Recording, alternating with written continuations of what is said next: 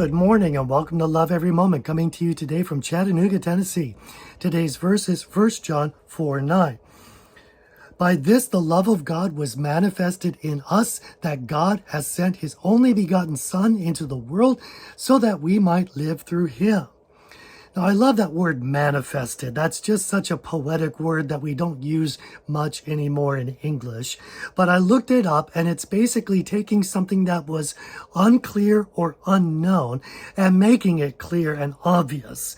So that's what manifest. So how is God's love being manifest in us? How is it so clear and obviously in us?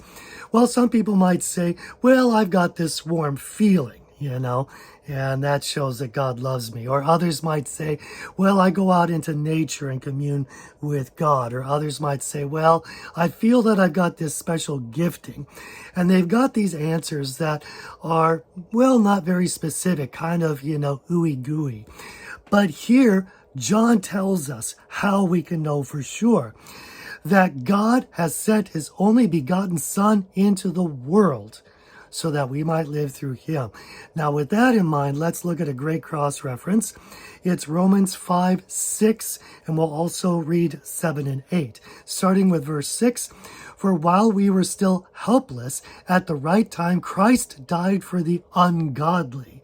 I'm glad it says ungodly there, because before I came to Jesus, well, I was ungodly, and yet he died for me in that state.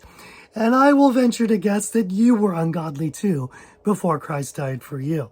Let's move on to verse 7. For one will hardly die for a righteous man, though perhaps for the good man someone would even dare to die. So pausing right there, would you take a bullet for a good man? Maybe you would. There's stories about, let's say, soldiers who will die for their comrades. And, that's a good thing. But yet, let's read verse 8 and see where this goes. But God demonstrates his own love toward us in that while we were yet sinners, Christ died for us. So the real question would be, you might be willing to die for a good man, but would you die for a wicked man, an evil man, a man that hates your guts, a man that is only out for your destruction and harm? Would you take a bullet for that man? But wait, it gets even deeper than that. Would you be willing to sacrifice your only child to allow that wicked, evil person who hates your guts and wants to harm you? Would you allow your only child to die for that person? I don't know of any human who would have that kind of love. It's just crazy. And yet, that is the love that God has for us, to send his only Son to die for us when we hated him, when we were sinners. That is amazing. And back to our main verse, it ends with, so that we might live through him. And when it says live, it's not just living physically. Let's look at a verse with this one.